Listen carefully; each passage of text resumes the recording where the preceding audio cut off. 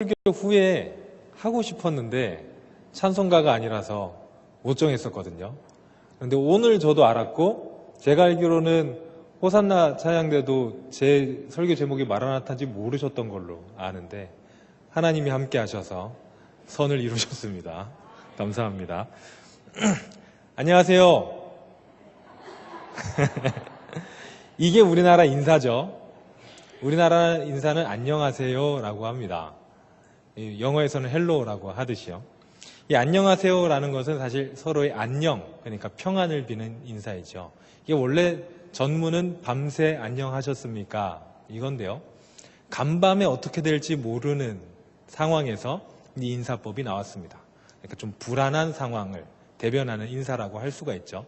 이렇게 인사말에는 그 민족 혹은 나라의 상황들을 대변하고 있는 것을 볼 수 있습니다. 마라나타, 이것도 인사인데요. 아시다시피 초대교회 사람들의 인사입니다. 그런데 이 인사는 원래 짧은 기도문입니다. 마라나타, 주님이 오십니다. 혹은 주님이 오실 것입니다. 라고 번역될 수 있는데요.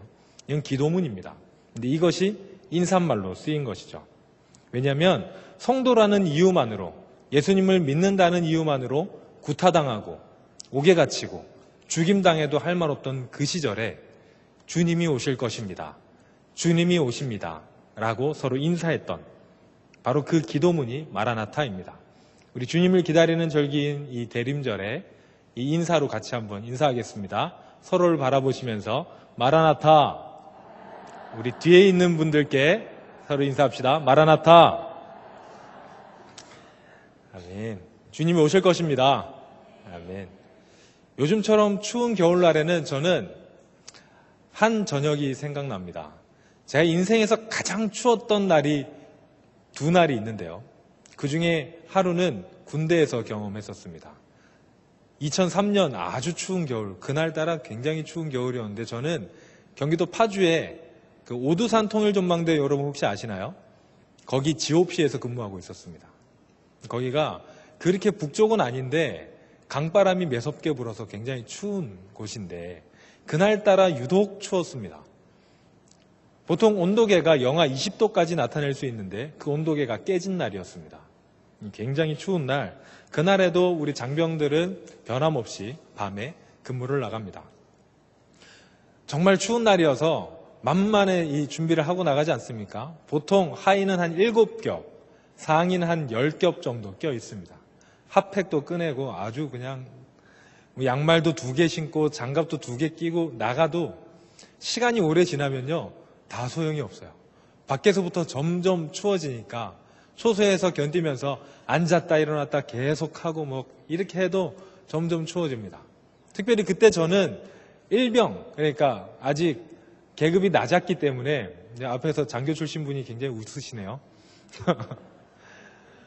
계급이 굉장히 낮았기 때문에 원래 근무를 나가면 둘이 나가거든요. 사수와 부사수가 있어요. 사수는 계급이 높고 부사수는 계급이 낮은데 저는 부사수였습니다. 아무래도 바람 안 부는 곳이 따뜻하지 않습니까? 초소 안이 따뜻하고 초소 밖은 좀 추운데 저는 그날 밤에 한 번도 초소 안으로 들어갈 수가 없었습니다. 이 사수가 너무 춥다고 자기가 절대 밖으로 안 나왔기 때문이죠. 저는 굉장히 추운 밤을 보냈었습니다. 근데 그 밤에 이제 12시부터 근무를 시작하는데 12시 자정 12시부터 이제 새벽까지 근무를 할 때 시간이 1시간쯤 지났나 하고 시계 보면 10분 지나 있고 가도 아무리 해도 시간이 안 지나는 그 너무 오랜 시간. 근데 그때를 제가 어떻게 버틸 수 있었느냐면 태양은 뜬다. 언젠가 해는 뜬다. 그리고 나는 따뜻한 곳으로 가서 잠을 잘 것이다. 이런 믿음이 있었기 때문입니다. 여러분 그렇지 않습니까? 제가 지난 새벽기도, 어제 새벽기도 때 이 얘기 했었는데 여러분 지난 여름에 얼마나 더웠습니까? 그때 이런 추운 겨울이 올 것이라고 상상이나 하셨습니까? 그런데 겨울은 옵니다. 여러분 지금 굉장히 추우시죠? 봄이 올까요? 아멘. 봄은 옵니다. 그 믿음이 아니었으면 그 밤에 어떻게 기다렸겠습니까? 해는 뜨고 나는 따뜻한 곳으로 들어갈 것이라는 믿음 때문에 저는 견딜 수 있었습니다. 이렇게 기다림은 믿음이 있는 사람들이 할 수 있는 겁니다. 물론 기약 없는 기다림도 있습니다. 짝사랑 같은. 기약이 없죠. 그런데 예수님을 기다리는 우리의 기다림은 이런 기약 없는 기다림과는 다릅니다. 믿음을 가지고 기다리는 것. 그래서 저는 이 기다림을 믿음의 기다림이라고 부르려고 합니다. 예수님은 다시 오실 것입니다. 즉 마라나타. 진심으로 예수님을 기다리는 사람들은 이런 믿음이 있습니다. 예수님 다시 오실 것이다. 예수님 오십니다. 예수님의 재림을 믿지 못하는 사람들은 당연히 예수님을 기다릴 수도 없습니다. 2011년에 의뢰인이라는 영화가 개봉했습니다. 혹시 보신 분들이 있으신가요? 약간 스포일러가 있을 텐데. 네. 이 영화에는요, 살해당한 아내, 그리고 용의자로 지목된 남편, 그리고 그 남편을 변호하는 변호사, 이렇게 등장인물이 등장합니다. 그래서요, 남편이, 아내가 죽자 남편이 용의자로 몰립니다. 그런데 남편은 자기가 아니라고 이야기를 하고 변호사가 그 사건을 맡아요. 그래서 변호를 하지요. 이 영화에서 클라이막스는 법정 장면입니다. 법정에서 막 이제 남편이 물증은 없는데 정황 증거로 용의자로 몰렸어요. 확실한 증거가 없는 거예요. 그런데 정황상 남편이 범인일 것 같다 해서 용의자가 된 거예요. 그래서 이제 막 남편이 몰리고 막 이제 법정에서 왔다 갔다 하다가 최후 변론 시간이 됐습니다. 그래서 남편이 최후 변론을 담담하게 시작해요. 자신은 죄가 없다고, 자신은 아내를 죽이지 않았다고 아주 진솔하게 눈물을 흘리면서 최후 변론을 하니까 그 장례가 아주 숙연해졌습니다. 이때 변호사가 등장을 해서 이야기합니다. 이제 내가 하나, 둘, 셋을 세면 뒤에 죽었다던 그 아내가 들어올 것이다. 그리고 하나, 둘, 셋을 셀 때 그 장례에 있는 모든 사람이 뒤를 돌아봤어요. 물론 아내는 들어오지 않았습니다. 그때 변호사가 다시 이어요. 이것 보라고. 증거가 없으니까, 확실히 믿지 못하니까 다들 아내가 들어올 거라고 생각하지 않았냐고. 아내의 시체도 없고 증거도 없고 이렇게 정황상으로 사람을 몰고 가면 되겠느냐라고 하면서 결국은 남편이 승소하는 쪽인데요. 그때 그 재판이 끝나고 나서 그 남편 사건을 담당했던 변호사가, 그 검찰이 변호사의 라이벌이었는데 검찰이 와서 변호사한테 이렇게 얘기해요. 그 남편은 뒤를 돌아보지도 않았다고. 영화의 결말은요, 남편이 범인이 맞았습니다. 남편만 들어올 리가 없다고 생각했던 거예요. 뒤에 아내가 나타날 수도 있다는 믿음은 남편에게는 없었습니다. 왜냐면 자기가 죽였으니까. 그러니까요, 믿음이 없이는 기다릴 수도 없는 것이죠. 그런데 우리는 보통 기다림이라고 하면요, 그냥 가만히 있는 걸로 생각합니다. 그렇죠? 그냥 기다린다 하면은 그냥 따뜻한 곳에 앉아서 차 한 잔 마시면서 아무것도 안 하고 기다리는 것. 이게 기다림이라고 생각하는데 믿음의 기다림은요, 이렇게 가만히 있는 기다림이 아닙니다. 오히려 적극적이고 능동적인 기다림입니다. 마태복음 25장에 달란트 비유가 나와요. 여러분 달란트 비유 잘 아시죠? 5달란트 받은 사람이 있고 2달란트 받은 사람이 있고 1달란트 받은 사람이 있습니다. 이 달란트 받은 사람들은요, 주인을 기다리는 사람들입니다. 주인이 언제 올지 몰라요. 그냥 돈을 나누어 주고 떠났습니다. 언젠가 올 텐데 언제 올지 몰라요. 그런데 이 중에 5달란트 받은 종과 2달란트 받은 종은 적극적으로 주인을 기다립니다. 어떻게 기다려요? 열심히 일을 하면서, 주님의 일을 열심히 하면서 주인을 맞이할 준비를 하면서 기다립니다. 그래서 결국 그 돈으로 다른 돈을 남기죠. 1달란트 받은 사람은 소극적으로 기다려요. 돈을 혹시 잃을까봐 땅에 묻어두고 기다립니다. 주인이 다시 언젠가 갑자기 왔어요. 그래서 자신을 적극적으로 맞이할 준비를 했던 그 5달란트 받은 사람과 2달란트 받은 사람에게는 칭찬을 하면서 나와 함께 하자 이렇게 이야기하고, 아무것도 안 한, 맞이할 준비를 안 한, 소극적으로 그냥 가만히 있는 적극적인 기다림을 하지 않은 1달란트 받은 종에게는 책망하고 쫓아냅니다. 나와 함께 너는 하지 못한다. 이렇게요. 지난 1년 동안 교회에 대신방이 있었습니다. 대신방 기간 동안에 찾아가면 물론 평소에 집을 깨끗하게 치워놓고 사시겠지만 이제 목사님들이 오신다 하면 그래도 조금 더 신경을 쓰셔서 맞이할 준비를 하시잖아요. 우리가 귀한 손님을 맞이할 때는 쓸고 닦고 음식도 준비하고, 물론 대신방 때는 음식 준비하시면 안 됩니다. 내년도 마찬가지로 대신방 때는 음식 준비하지 마시고, 어쨌든 귀한 손님을 맞이하려면 맞이할 준비를 합니다. 여러분, 귀한 손님이 오시는데 그냥 가만히 나 입고 있는 옷 추리는 그대로 이렇게 기다리시는 분 계십니까? 기다리는 것도 맞이할 준비를 하고 기다려야 돼요. 그렇게 믿음의 기다림도요, 적극적으로 주님을 맞이할 준비를 하고 기다리는 그런 기다림입니다. 또한 믿음의 기다림은 간절한 기다림입니다. 마치 초대교회 성도들처럼 주님을 간절하게 기다려야 됩니다. 우리 초대교회 성도들이요, 예수님 믿는다는 이유로 굉장히 핍박을 많이 당했어요.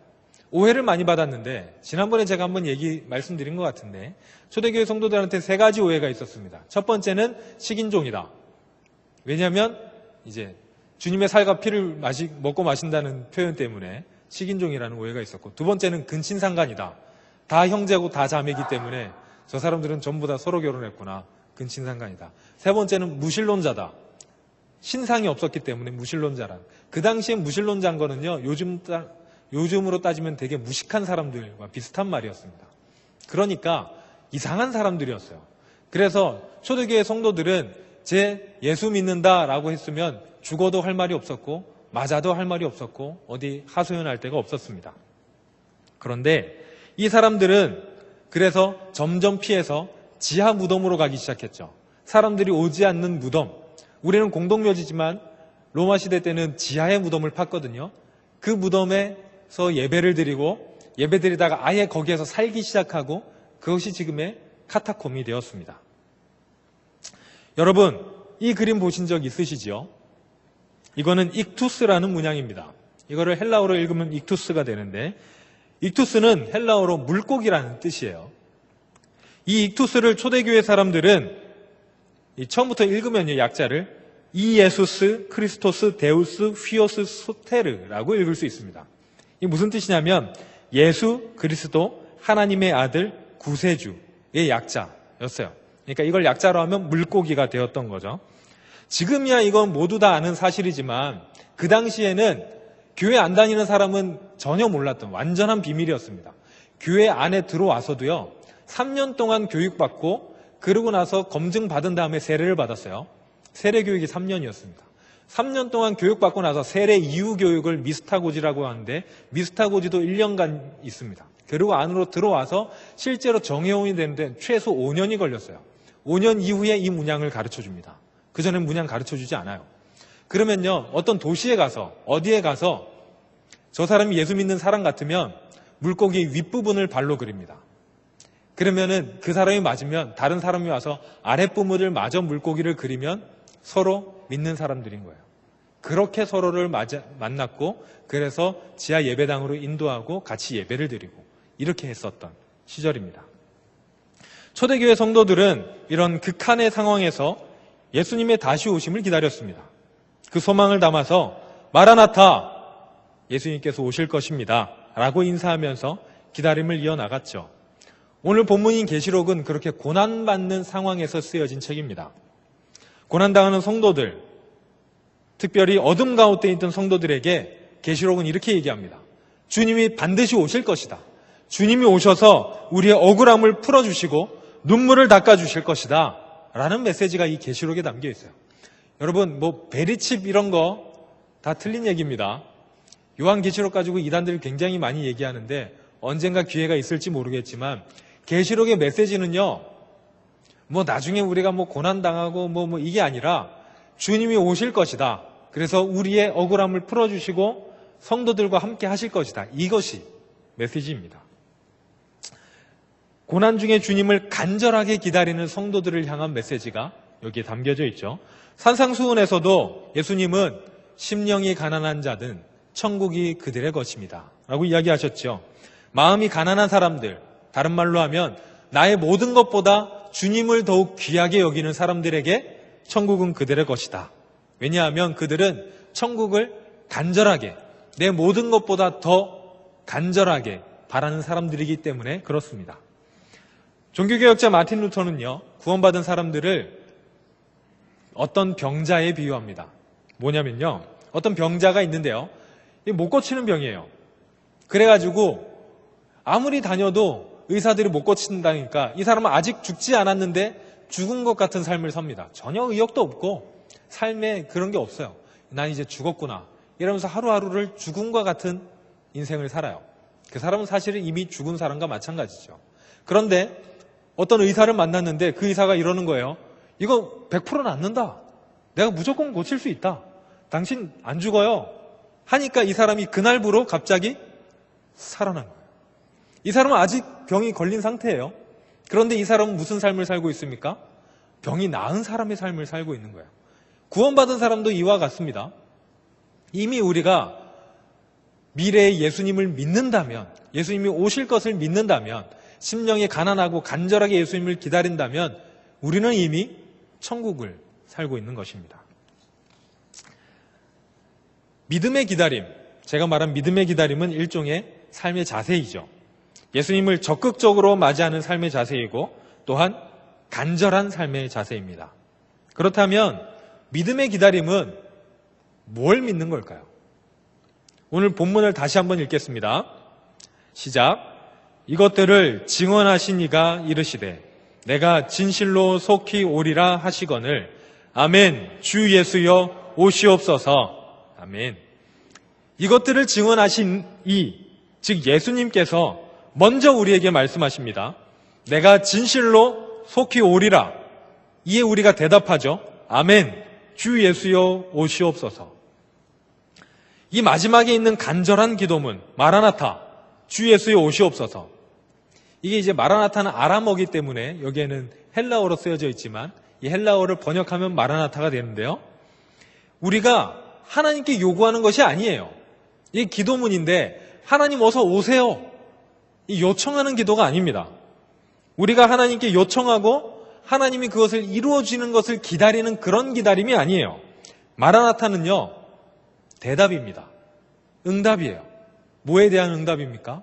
하나님의 약속에 대한 응답이에요. 하나님이 먼저 약속하셨습니다. 이건 순서의 문제인데 우리가 먼저 말씀을 한 게 아니라 하나님이 먼저 말해주셨어요. 내가 속히 올 것이다. 그러니까 우리는 거기에 대한 대답을 합니다.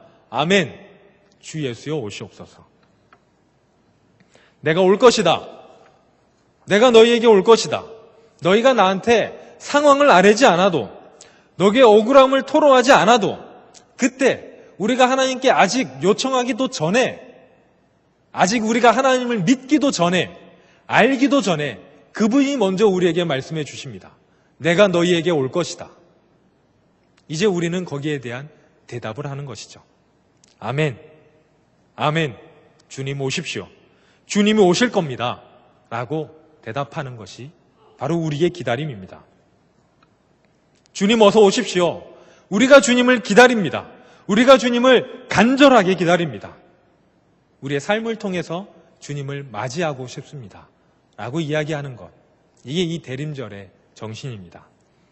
대림절 기간은 이미 오신 아기 예수를 기념하는 날이기도 하지만 또 한편으로는 다시 오실 주님, 그러니까 재림하실 주님을 기다리는 날이기도 합니다. 주님을 맞이하기 위한 이 기다림은 무엇으로 가능합니까? 믿음으로 가능합니다. 내가 다시 올 것이다. 아까 말씀드린 것처럼 겨울이 가고 봄이 오듯이, 밤이 가고 태양이 떠오르듯이 우리가 반드시 다시 오실 주님을 기다리는 바로 그 절기가 대림절 기간입니다. 이 기다림은요, 다른 말로 하면 믿음의 경주라고 할 수 있습니다. 그 경주가 끝났을 때, 주님이 다시 진짜로 오셨을 때, 그리고 우리와 얼굴을 다시 대면하여 보시는 바로 그 마지막 날, 주님이 우리에게 이렇게 물으시겠죠. 너 진짜 나를 기다렸냐? 너 진짜 나 기다렸냐? 라고 물으시겠죠. 제가 말씀을 준비하면서 생각해 보았습니다. 정말 우리가 주님을 기다릴까요? 제가요, 이런 생각을 했어요. 주님을 기다리긴 기다리는데 크리스마스 전에는 안 오시지 않을까? 제가 설교는 하지 않을까, 내가? 설교 준비하는 중이었으니까요. 그러다가 그렇게 생각했어요. 내가 주님을 안 기다리고 있구나. 멀리 오실 주님을 기다리는 거는요, 기다리는 것이 아닙니다. 주님 지금 오실 수도 있지 않습니까? 우리가 이 예배 마치고 집에 가는 중간에, 예배 중간에, 지금 당장 지금 이 시간에라도 주님은 오실 수 있어요. 믿음으로 기다리시는 우리가 되기를 바랍니다. 그래서 마지막 때에, 언제가 될지 모르는 그 마지막 때에 주님이 우리에게 물으실 때, 너 정말 나를 기다렸냐? 너의 모든 것보다 내가 더 소중하더냐? 너가 가지고 있는 어떤 것보다 나의 나라가 더 귀하게 여겨지더냐?